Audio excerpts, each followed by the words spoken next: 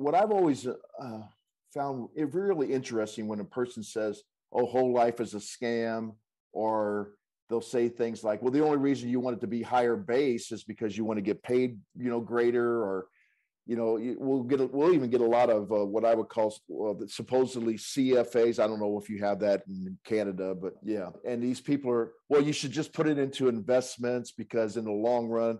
And I'm like, you're not. And then I can't help myself. I got to reply. I'm like, you're not even listening to what we're talking about. We're not talking about investing.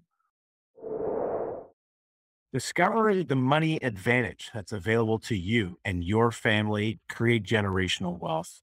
All this is possible. We're joined together by the co-founders of the Money Advantage podcast, Rachel Merkel and Bruce Wehner, both wonderful individuals, have an incredible podcast, and we encourage our listeners to check them out.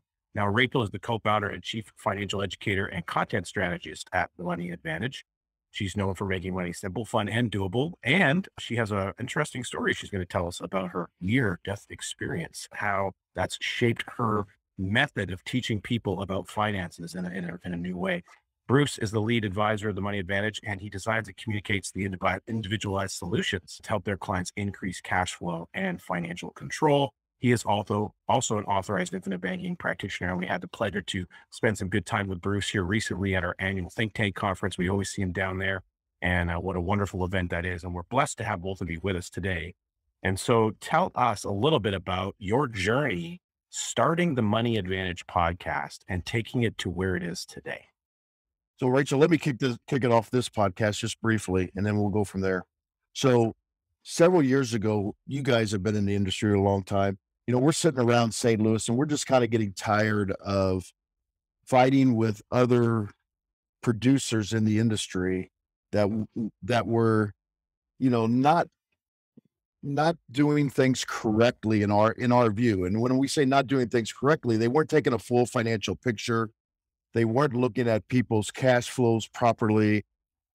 They weren't talking to people about their goals. They were just selling products. And, but then we took a sympathetic view towards that. We're like, this industry is hard and people are trying to survive. And, there's a lot of good people in this industry that haven't been trained properly. You guys know the insurance companies they don't really train people. They put a vice president of regional marketing out there, or a vice president or a regional guy or whatever you want to call them out there. And they're supposed to help you, but most of the time, those are people that failed in the industry to begin with. So they got to go to home office. So we decided we were going to start something called the Freedom Advisor Event. And we were going to open this up to people across the nation who wanted to do things in a collaborative way to help make the industry better. So we weren't selling anything. We weren't trying to get people to, join our agency or our wealth firm. We were just saying, hey, let's get together and share best practices because we want to make the industry better. And so first I can pick up. Then Rachel can pick up from here. So we heard about this amazing event. My husband, Lucas, and I were in the financial space and we were wanting to sell whole life insurance, not doing a whole lot of it, but trying. And, as Bruce mentioned, the industry was hard. We were trying different tactics and techniques. And we said we were connected with the Nelson Nash's newsletter and we were reading that. And Lucas is a huge reader.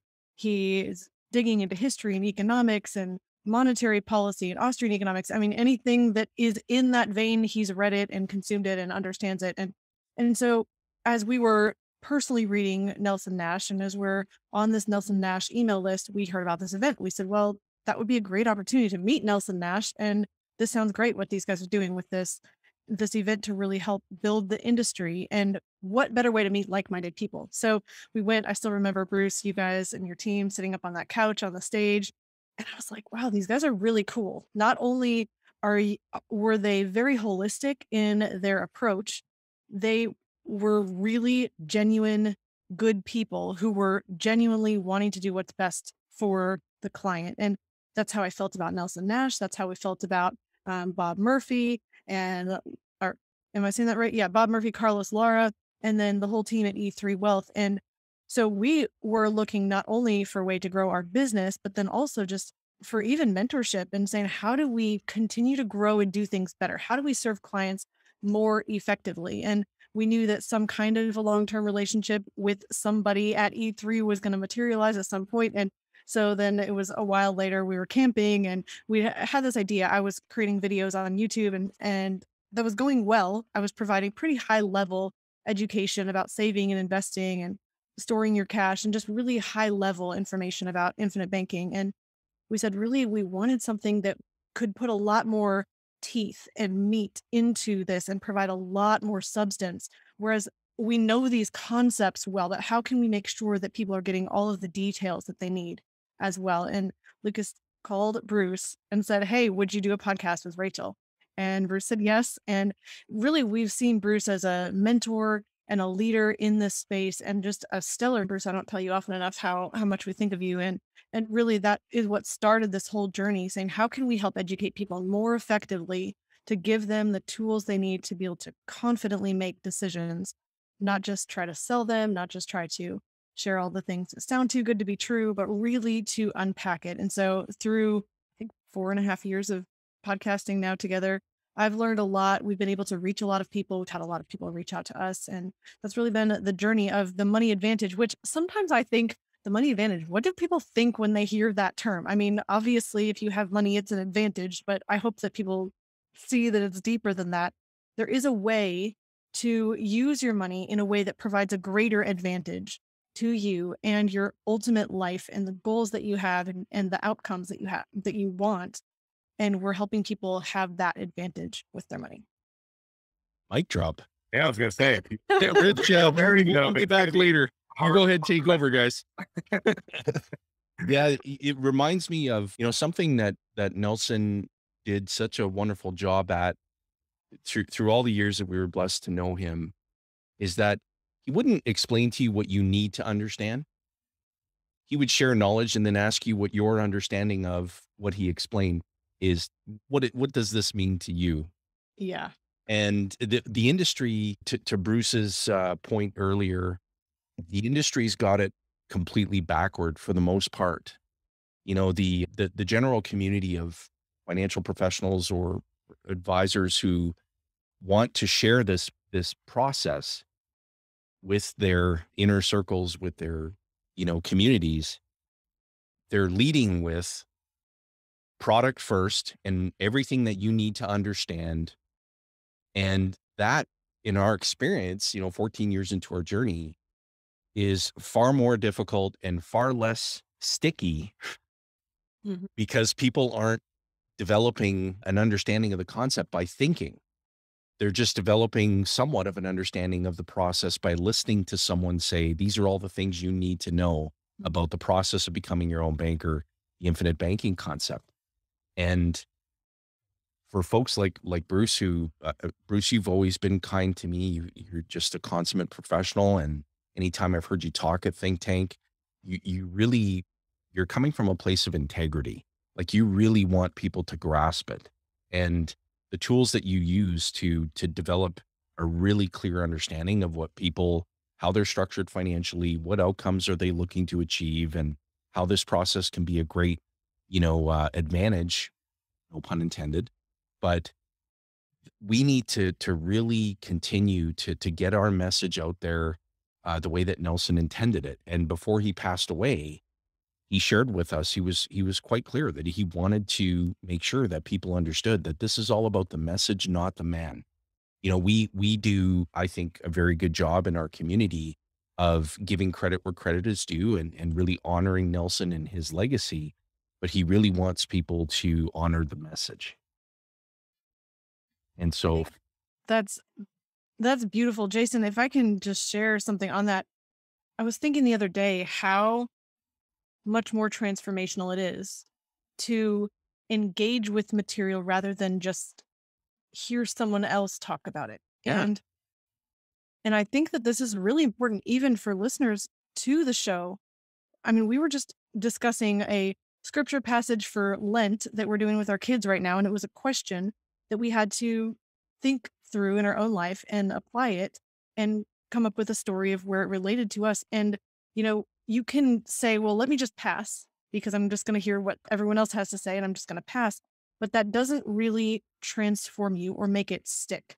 And it's the same thing with coaching. It's the same thing with making decisions in your financial life, that if you're just listening and you're not doing something with the information and talking about what it means to you, it's not fully making that transformation in your life. And so then we just had Rabbi Daniel Lapin on our podcast just the other day, and he was talking about the financial value of reading over watching. And I thought, well, yeah, watching is still good because you can watch educational content like The Money Advantage and like Wealth Without Baystreet. You can watch something that is going to fill your mind with good thoughts. You can learn through watching or through audiobooks. What about audiobooks? And he was talking about the true value of reading. Now, he was basically differentiating between reading books versus watching television. So you can imagine the dynamic of just watching television is not necessarily going to improve your mind. But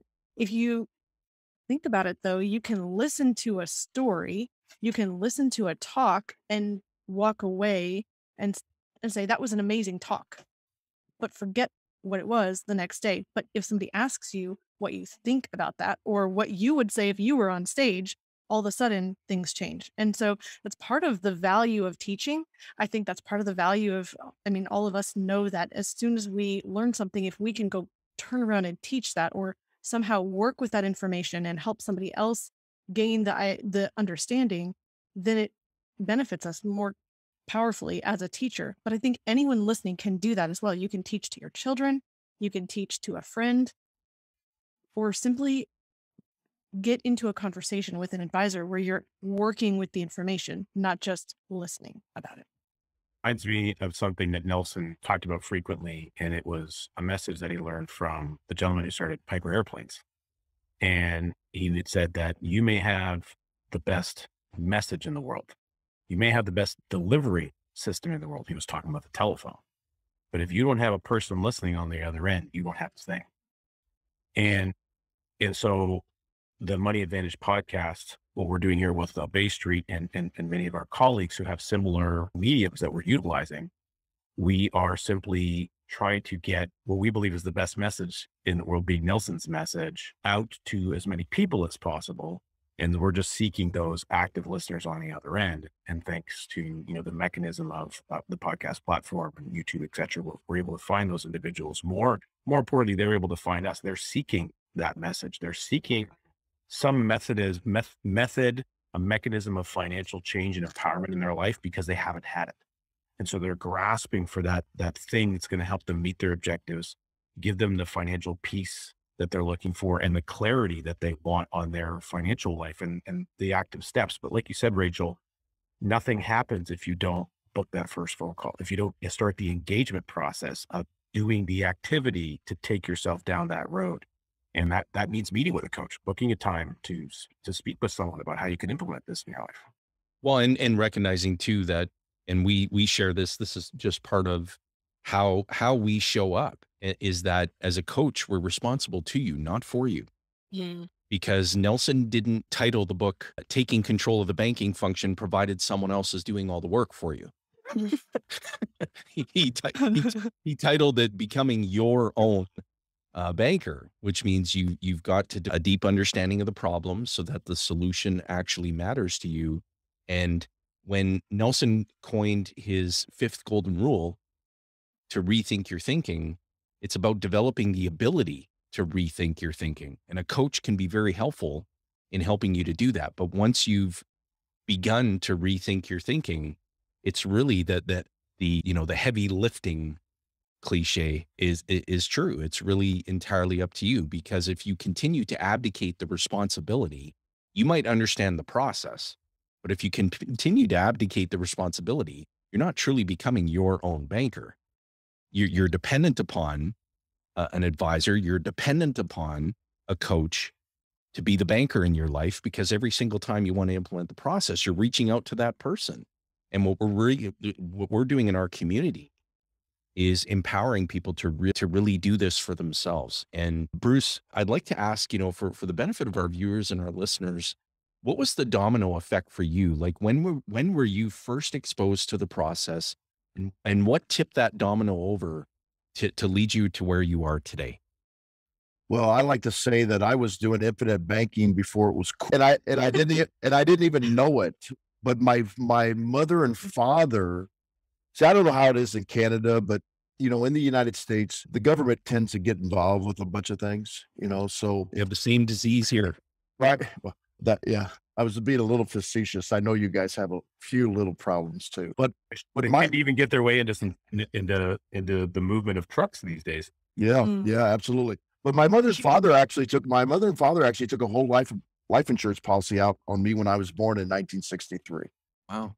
And prior to 1973, when Nixon took us off the gold standard and we had massive inflation here in the States and probably caused some across the world too, because that's what we do in the States. We like to get involved with everything across the world. I didn't even know it was existed until I got married and my father handed me that contract. And my wife and I borrowed against it in 1986 to put our first down payment on a home. Oh, wow.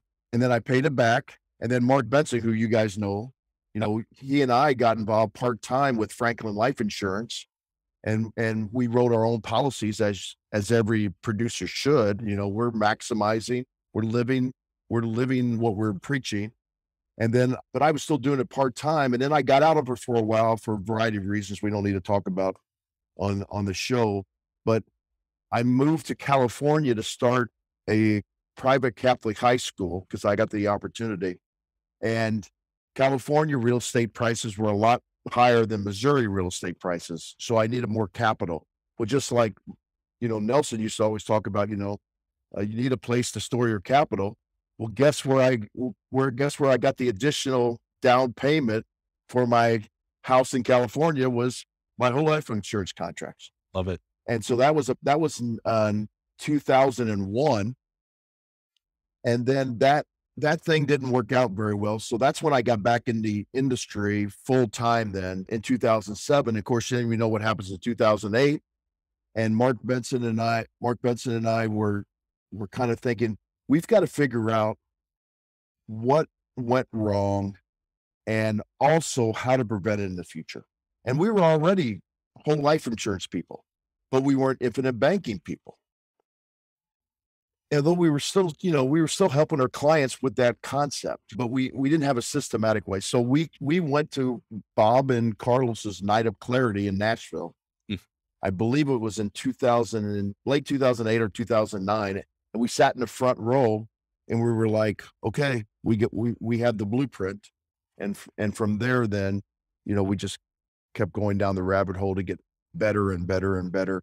And because we were already exposed to it, all we needed was the master Nelson to help us formulate, the systematic approach to this and to help people realize it, accelerate their education on this. And that's how it went. So that was the story, our story. And then when Rachel and Lucas reached out, I tell people I also say that we were doing Zoom before it was cool. Now, maybe you guys were doing Zoom meetings before it was cool too, but we've been doing them for about 5 years. It didn't take a pandemic for us to do it. And so we've always kind of been a little bit of ahead, but this gave me an opportunity to actually, Jayson, I know you're a big Dan Sullivan guy, and I've been in a couple of the programs too, not in Dan's actual program, but some of the other programs. And, I was trying to make my business self-sustaining where I could just do it wherever I wanted to, when I wanted to. And that was the impetus of us getting together because I wanted to be wherever I wanted to be and make a business like that. And that's what we've done pretty successfully now with the Money Advantage. What a remarkable journey. And Yeah. I think that, all of us would agree. And to all of our viewers and listeners who are familiar with the process, you've heard us say this so often, the more you see infinite banking concepts, the more you'll see you didn't see. Mm-hmm.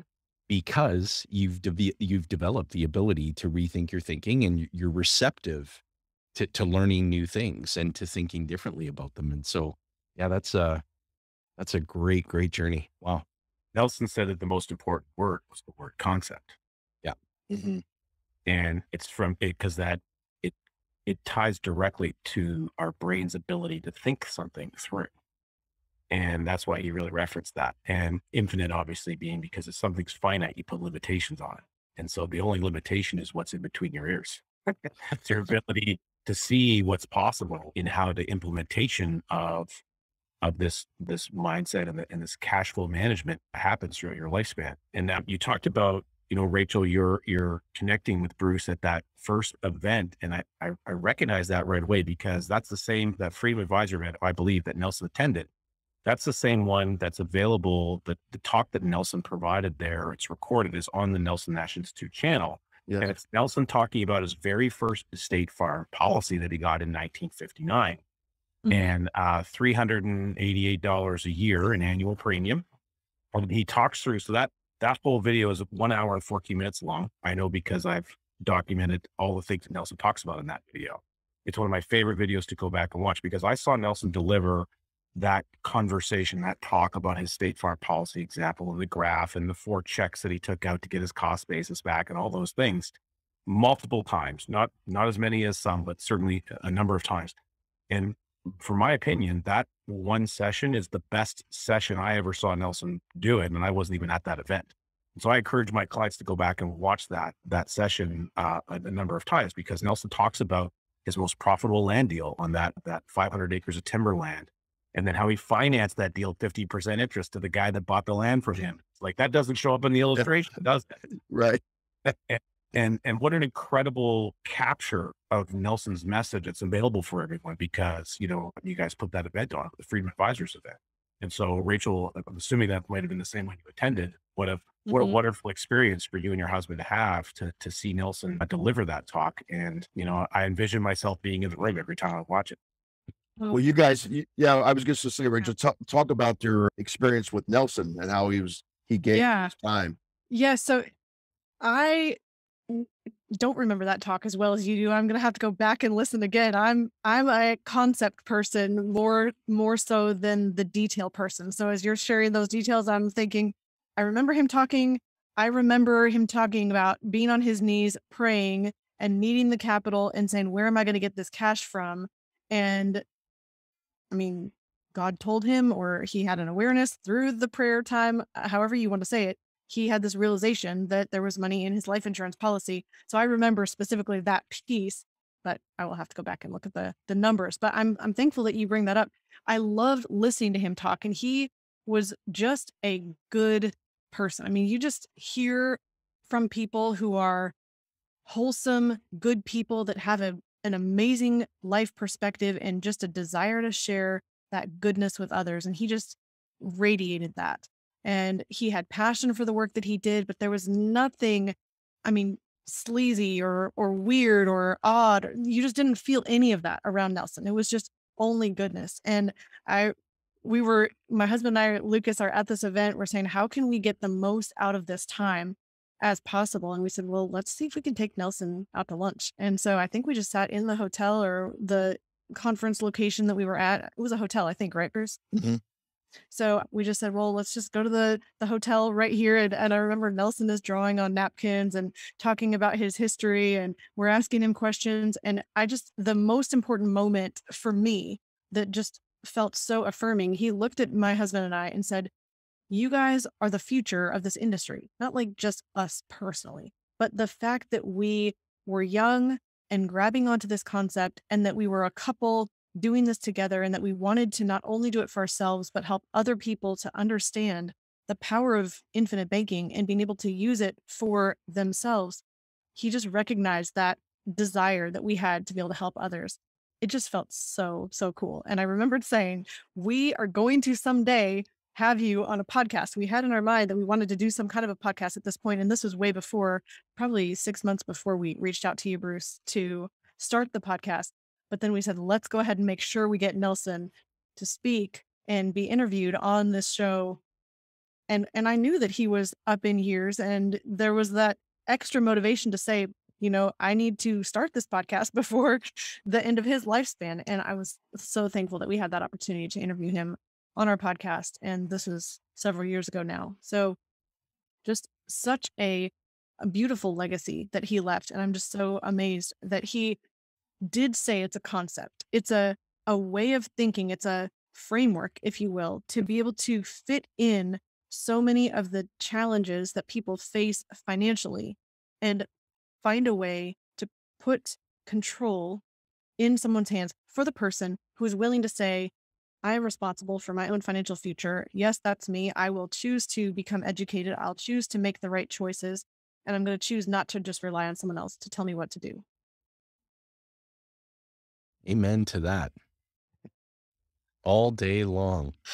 Yeah. And, you know, Hey, that's, oh, go ahead, Bruce. well, I was just going to say, if we could circle back a little bit, Jayson, Sure. because I was so motivated having Rabbi Lappin on the other day. And, when he talked about reading versus watching, I wanted to jump back into that because I really think it can help the listeners. Sure. Because even, I consume a lot of documentaries. I'm actually a biology major, or I actually have a master's degree in biology. And so, I love documentaries, especially nature documentaries. And but also I also taught physical science. So I like the physical world and so on and so forth. So I like documentaries. But the one thing you cannot do, and I discovered this after I was reading the third most celebrated Canadian book, or Canadian, and his book, Jordan Peterson. You guys are the first two celebrated Canadians, but Jordan's number 3. I was reading his book after that, and it hit me, Rachel. I didn't tell you this yet. It hit me this. The reason that reading is much better than consuming by watching is you have the opportunity to stop and reflect and think before you move on.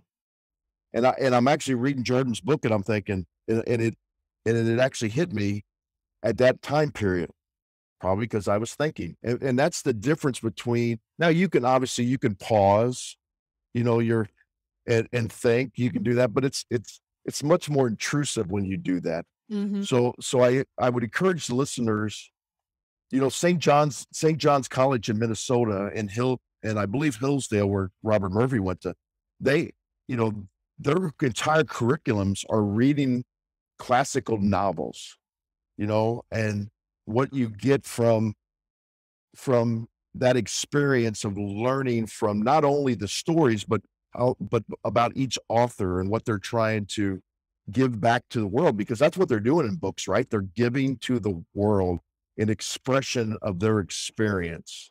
And that's what Nelson's book does also. It's giving back to the world the expression of Nelson's experience of discovering this concept.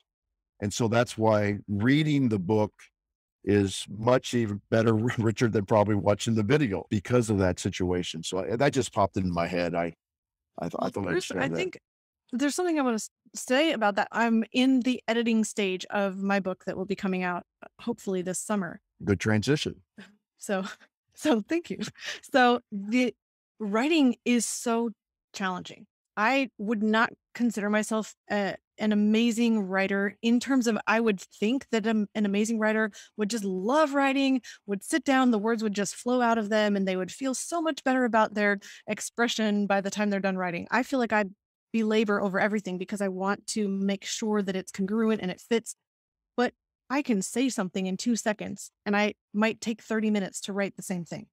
And when you write, you have to make sure that everything that you're communicating is fitting together. So a person like Nelson who creates a book has to have thought very, very, very deeply about something in order to produce it into a book that's logical enough for someone else to pick up and be able to read through. And I think that might even be part of the value of reading, because I mean, Bruce, you always talk about there's a difference between knowledge and wisdom.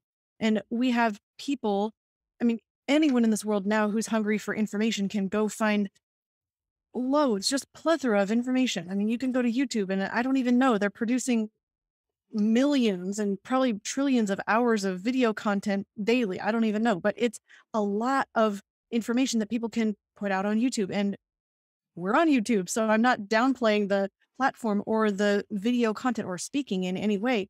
But what I am saying is there's just so much information available out there, and you can take something like an article and you can chunk down one tiny piece of information that might sound logical and well thought through, but if you have to read it in the context of an entire book, you have to have thought through not just that one piece, but everything in context so that it fits and works together. And so there's so much more wisdom, I think, that can truly be gained by reading on that account. I mean, because it has to be deeply thought through.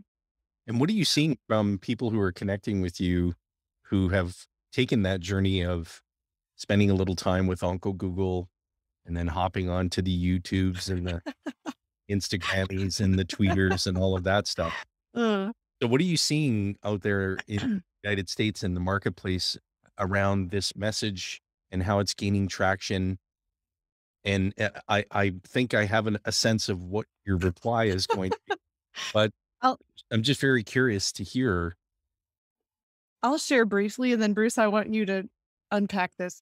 I think the challenge is that because information is so easy to come by, the people who are best at presenting that little piece of information the most in the most compelling way and seeming the most confident about it and putting the most money behind the advertising dollars to make that more visible to others get heard. And then the consumer sees that and thinks, well, it's most popular, so it must be the truth. And it is a challenge. Bruce, I'll let you take the rest. So Jayson, when we first started, just like anything, you know, we tried things and it didn't work, and we got a lot of nutcases, to put it mildly. And then we tweaked things, and then we started getting people, because we are genuine about helping people, but we started attracting a lot of people that didn't want to help themselves. Mm. And so that was a challenge. Now we've gotten it pretty good where we're actually attracting the right type of people. We've kind of even weeded out the really small base and the huge PUA, you know, the people that they want to start fast, not finish fast, you know, kind of situation. And then, you know, occasionally we don't get these confrontational people signed up, but we get confrontational people commenting on. And what I've always found it really interesting when a person says, "Oh, whole life is a scam," or they'll say things like, "Well, the only reason you want it to be higher base is because you want to get paid, you know, greater," or, you know, we'll even get a lot of what I would call, well, supposedly CFAs. I don't know if you have that in Canada, but yeah. And these people are, well, you should just put it into investments because in the long run. And I'm like, you're not, and then I can't help myself. I got to reply, you know, I'm like, you're not even listening to what we're talking about. We're not talking about investing. Okay. So please, you know, I do know that part of the CFA exam has an insurance component. So you must not have done very well on that piece. You know, it really drives me crazy, because, you know, what happens is people comment more on what they've heard rather than what they experienced. Have you guys ever noticed that? So people say, "Well, I heard whole life is a bad deal." Oh, have you ever had whole life? Well, no, I haven't. Well, then you really need to sit down with us so you can actually experience it, because people that have actually had it actually love it, you know, because that's what they've experienced. So why people feel the need to comment on things they've heard rather than what they've experienced, I don't understand. But we've done a pretty good job of tweaking it and dialing down the message. And I took away some of the things from the think tank that not only you presented, but the rest of the speakers presented. And I don't know if I was talking to Richard about this, maybe I was talking to James about it, but the reason you should go to a think tank is because everybody needs to get back to fundamentals. The reason, you know, you should go to Dan Sullivan periodically is because you need to get back to fundamentals. Every great athletic person and entertainer, and they're kind of the highest compensated people in the world. Yeah. They get back to fundamentals all the time. I heard somebody comment on this the other day. Think about it. Professionals, people that are professional, they hire coaches. Amateurs don't hire coaches. Mm-hmm. So if you want to be a professional, you need to get some coaches. That's right. And so many people out there are trying to do things where they get paid in an amateur way because they're not getting coaches to help them along in their journey.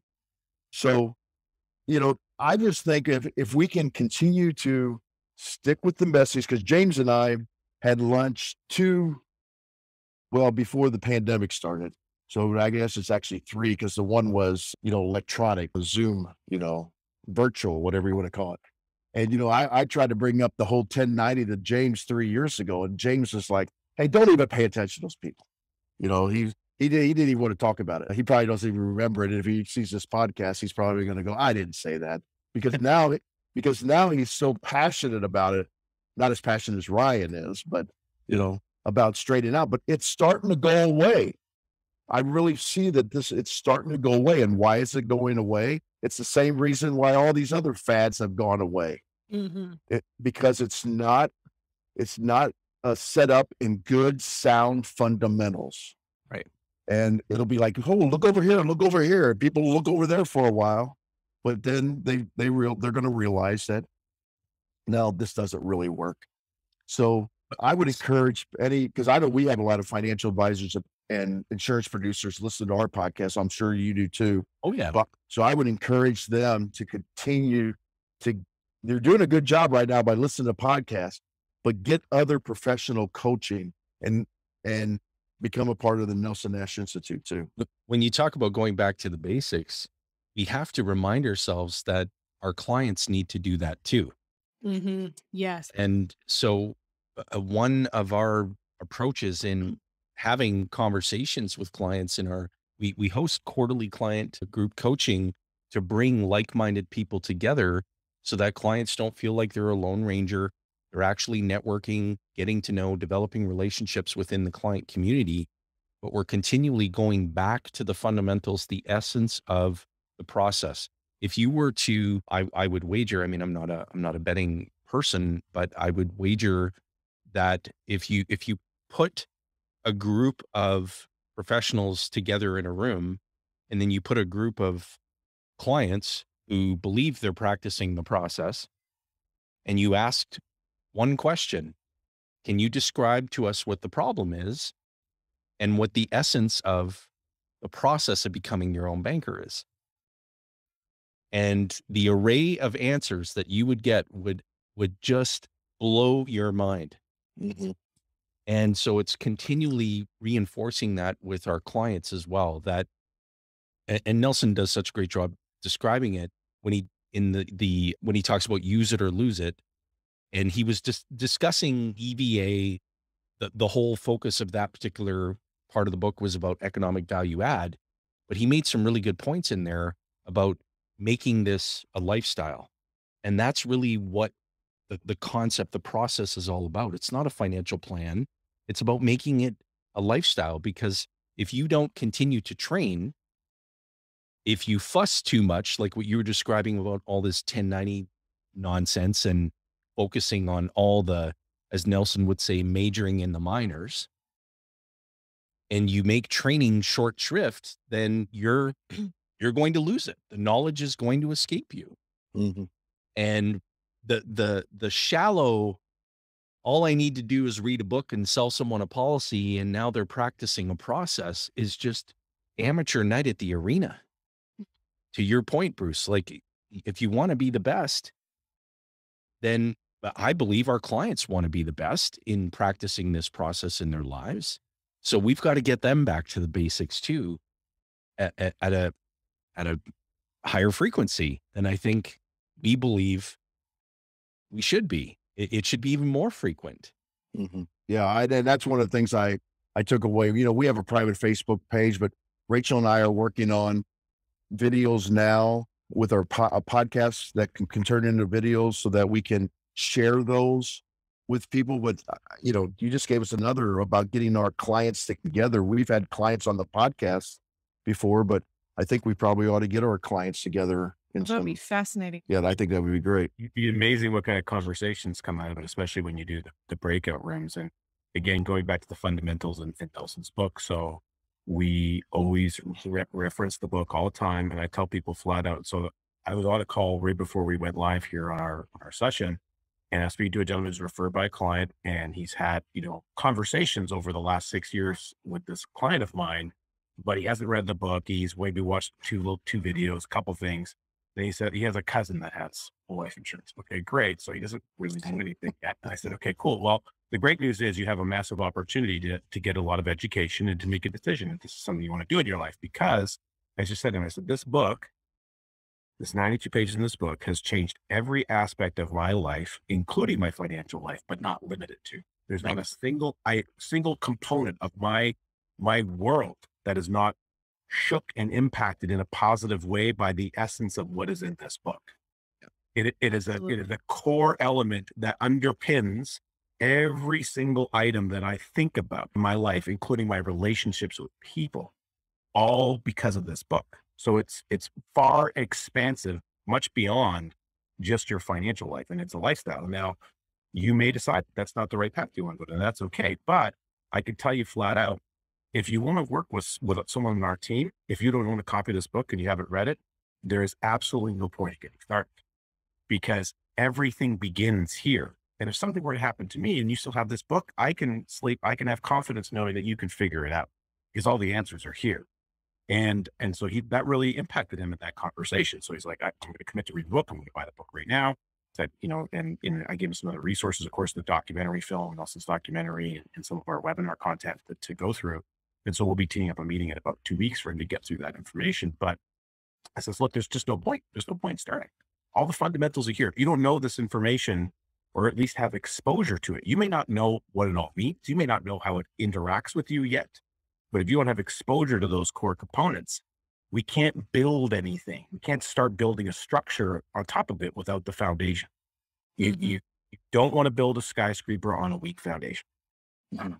That's wonderfully said. I think there can be the illusion of knowledge in the world that we have such ready information at our fingertips. And we think that I've heard something about this before means I know it. And I think we delude ourselves to thinking that we know way more than we actually know. And actually, I'll credit this back to Circle of Wealth, was one of the tools that I used as I was learning about infinite banking and just about finance in general. And they talked about this idea that, there's this huge, vast knowledge in the world. And the amount that each one of us actually knows is probably maybe 2% of all of the knowledge in the world. And so you see the humility of those who have pursued knowledge and pursued wisdom over time, because they're continuing to seek knowledge and seek wisdom, because they realize that they know so little in comparison to how much wisdom is accessible. Yet it's the closed-minded person who has a scarcity mindset, who thinks, I heard one thing, I know everything, I don't need to continue growing and continue pursuing this information. And it is amazing how rich just becoming your own banker is, and how you can study it over and over and continue to grow your knowledge and your wisdom, and also lean back on the simplicity of something that has lasted over time. And that's what allows you to then recognize, Bruce, the things that you were saying are the, you said a certain word, but like the flash, or the things that crop up and they seem really, really spectacular and they seem really popular for a short period of time, but then they're gone because it's not the true fundamentals. And so continuing to seek true wisdom and not thinking you know everything is really key. Oh, definitely. Nelson said it best. There's no such thing as having arrived in knowledge. There's always something new to learn. And Bruce, when you were mentioning that earlier about, how sometimes you receive comments or on content, and that can, yeah. And what I share with my teammates and try to reinforce as often as we can, and is to just be triggerless. Jayson, I didn't share the whole thing. I don't do it on our content. It's when I'm at somebody else's content that I do it. And I probably sounded like I was a little more harsh than although I do point out the fact that there is a insurance section on the CFA, but I do point out the fact that I'm surprised that you're making recommendations for somebody that you don't even know their financial picture or their financial goals. So because I'm just speaking the truth, right? I'm just saying that I'm doing I'm doing it a much, I'm being a little bit more animated than what I do. And I don't do it. Matter of fact, I encourage Lucas. Lucas is one who takes care of our social media, and he has a more of a trigger to not because Lucas is the nicest guy in the world, but he has more of a trigger to reply to those people.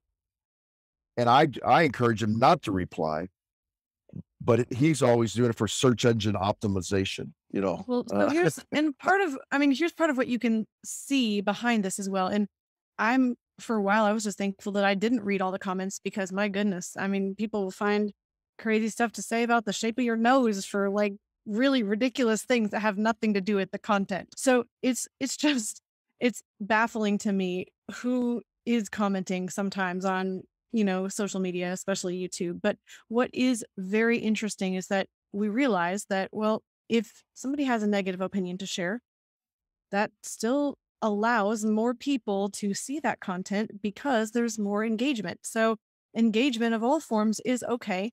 And what we also know is that when somebody shares a question, or even, sometimes there's those comments that, are not really questions. They're more like instigating, or they just want to argue. And so there's those.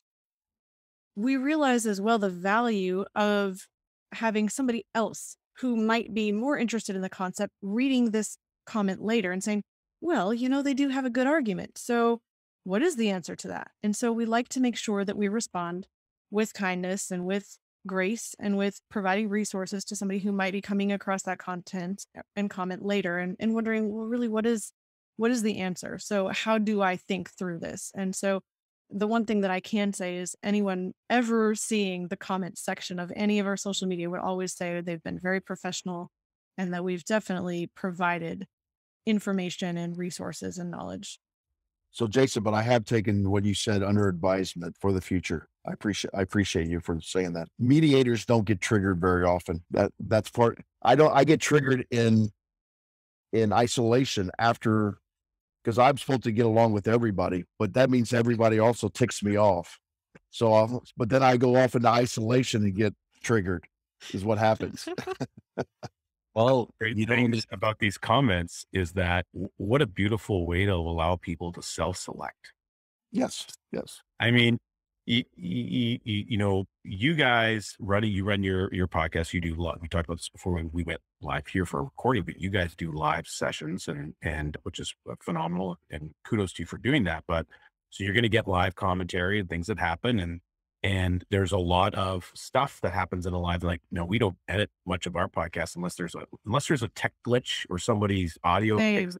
There's zero editing that happens here, and so we just keep it raw, and whatever comes up is what comes up.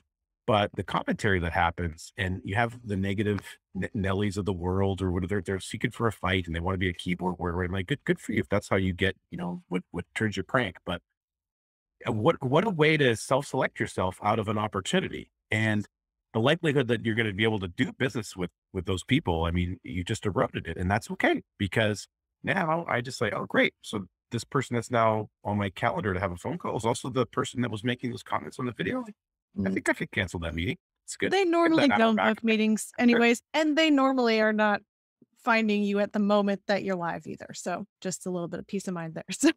So, Simon Sinek says, you don't want to do business with everybody that needs your goods or services. You only want to do business with people that believe what you believe. Mm-hmm. Absolutely.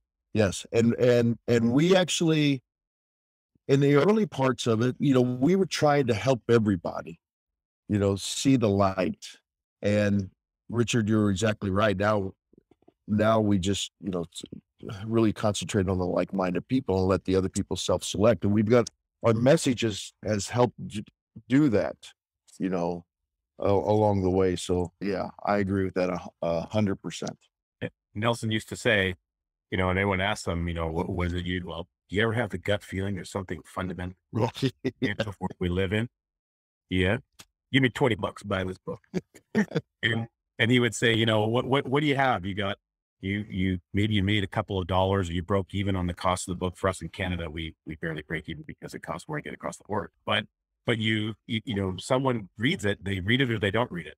At that point in time, it's in their hands, and you're going to know real quick if you have a suspect or a prospect, he would say, right?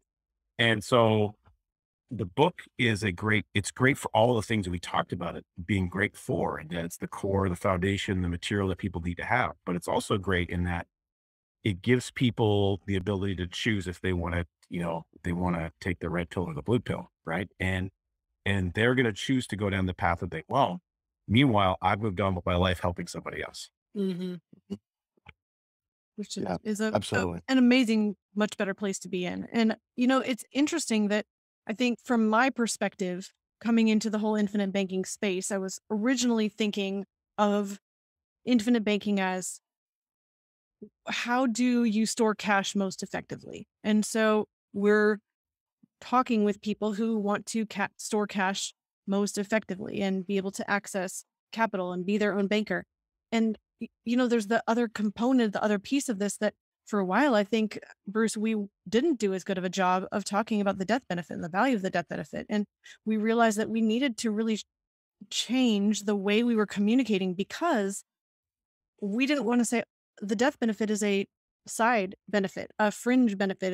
And oh, by the way, you also get a death benefit on top of all of this amazing place to store cash. And so even the awareness of the problem, I think if you're looking at the problem is my cash storage, my banking function, that's one problem. We could then say, well, there's also another problem of how do I have the best kind of life insurance? I mean, even if it's just that question, how do I have the best kind of life insurance so that I can have a death benefit, so that I can pass on wealth to my kids, so that I can make sure I'm paying less in premium than I'm going to receive in a death benefit, and so that I guarantee that I'm going to have a payout?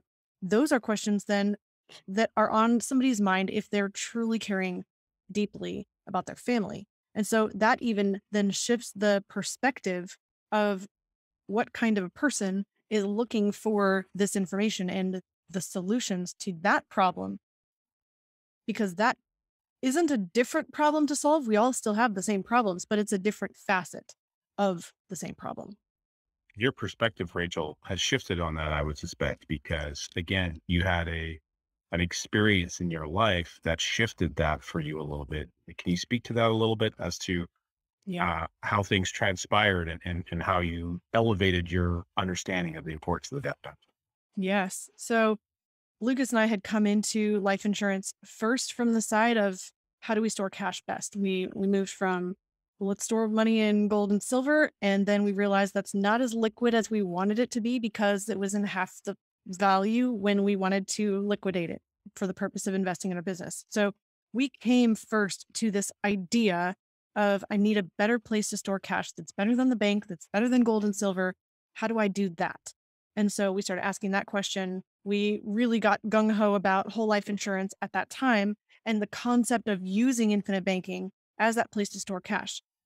Then we realized, well, we've got this policy, but our cash flow didn't support a very large policy. And so that was one policy on Lucas and nothing on me. And we were saying, well, we have this good cash storage tool, but we're missing something here. We should probably make sure we have insurance on both of us.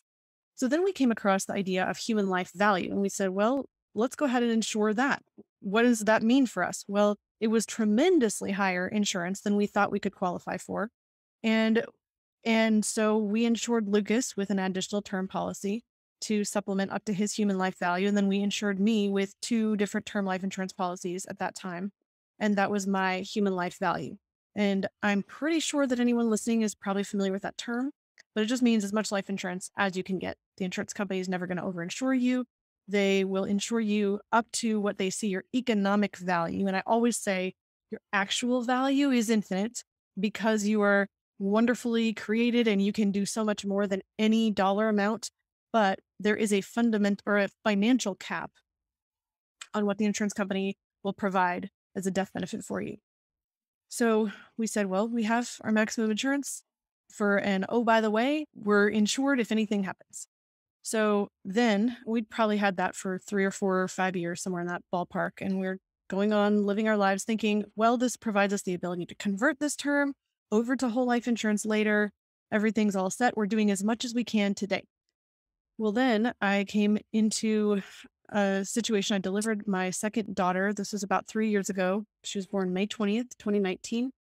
And after delivering her, I had severe complications that ended up in emergency surgery. And I'll spare you the details, but that I hemorrhaged and had severe blood loss. At one point, they said at least 2 liters of blood that I lost. And then they were transfusing blood that ended up being 8 units. I had to look up what a unit of blood is and how much 8 units is, but it was basically every drop of blood in my body had to be replaced because of the extent of the hemorrhage, and went into another medical condition with a problem with the platelets and clotting factor. That condition, called DIC, had a 50% survival rate. And so the information Lucas is getting in the hospital room, where he's holding newborn baby girl, and I'm unaware in surgery. I have no idea what's going on at this point. He's getting the report first, we can't stop the bleeding. Second, we stopped the bleeding, but it's worse. And he's just grappling with, oh my goodness, is she going to make it? And what am I going to do with these 2 girls? And how am I going to explain this to them? And what am I going to do? And of course, we're people of faith, and he's praying as well, and he's having confidence in God, but that's a terrifying situation to face. And at one point, he said his mind went to the point and the fact of realizing at least there is life insurance. And if something happens, I'm not going to have to tomorrow go back to work and try to figure out, how do I have a full-time nanny to take care of this brand new newborn baby? At least I'll be able to figure things out. And when I came to, it was about 4 hours later. I woke up from being unconscious for about 45 minutes. And guys, I seriously have no idea how I'm still standing here today. It was that miraculous of a recovery. Looking back, I realized that death benefit could have tremendously saved my family. I had no indicators that anything bad was going to happen. I mean, I'm perfectly healthy. Pregnancy was going wonderfully. Baby was healthy. We were just excited to have another baby in the family. And all of a sudden, our family was almost body slammed with this tremendous acute crisis that thankfully I lived. But really, it made me think completely differently, not just about life insurance, because I could have just had the awareness, well, everyone should have whole life insurance and as much death benefit as they could. But it really got us thinking even deeper that my life and my moments are not guaranteed. My husband's are not either. And if at any point something happened to both of us, there would be all the money that our kids would ever need to be able to handle their life and make decisions and have an inheritance. And however, that's not enough, because we're thinking, well, what if they got life insurance checks and they had any other assets that we've built? Well, that's still not going to direct them to do good with that. They could just use all the money for bad things or spend it all and it would be gone tomorrow. And that would not produce in them the character and the virtue and the desire to do the best for their children and use infinite banking and think about managing their money from sound financial principles. So we realized that so much more was needed in terms of guidance to steward these resources of our family, not just money. And so then it just got us asking all these questions about what is a legacy and how do you have more than money that is something that you can give to your children so that they have the guidance and the stewardship and all of the training that they need to be able to make that money do good and grow in each generation. So we were able to take it all the way into guidance in our estate plan with a memorandum of trust that specifically outlined the death benefit that pays out to you. We expect that you would purchase as much whole life insurance on your lives as possible, and this would be continued. Now, of course, we can't force that. We can't make it legally binding. We can't say you must or you're going to not get the money. I mean, but we can say this is our desire and our hope, and we can write it down so that it's clear. It's not ambiguous, and that can be a document that continues speaking to them even when I'm gone. And hopefully I will live enough life to be able to train them in these ways, and they'll understand it because I'm going to live to be 117 or so, and they're going to be, in their 90s or 80s at least by the time I'm gone. And I will have had time to teach them, and they'll have already taught their kids, and their kids will have taught their children. But if I don't get all that time, how do I make sure that the guidance is in place to give that direction? And so that really just transformed my thinking on not only having the financial assets in place, but providing the wisdom that comes along with using them really well. Second mic drop moment from Rachel here to close out our show today. And again, the power of thinking, setting things up so that you can create that generational wealth. And thank you guys, both of you, for being with us today, sharing your journey and sharing how infinite banking has impacted you. Nelson's message has impacted you. And you're continuing his message forward to impact so many others. We're just very grateful, very blessed to have you with us today. And thank you for being with us to share. Thank you, Richard, Jayson. Always a pleasure to be around you two. We appreciate you both very much, and we will have you back. So for all of our viewers on the YouTubes and for everyone who's tuning in on your favorite podcast platform, we will definitely have you back. And for the YouTubers in particular, you're going to see a playlist that just showed up because our editing team, as I share it each and every time at the tail end of these videos, our editing team is amazing. So that playlist shows up to really empower you to continue your journey of learning, to really be receptive, and to make sure that you're asking a lot of clarifying questions as insights and thoughts come up for you. Engage in the comments as we were discussing during the episode. Please share with us what resonates with you, what was problematic. We'd love to talk more about it. And make the rest of your week great. Thank you both again sincerely for joining us. It was a real pleasure. And we look forward to connecting with you again soon. And please call upon us at any time for anything that we can do to serve you and your audience as well. Thank you. Absolutely. Thank you.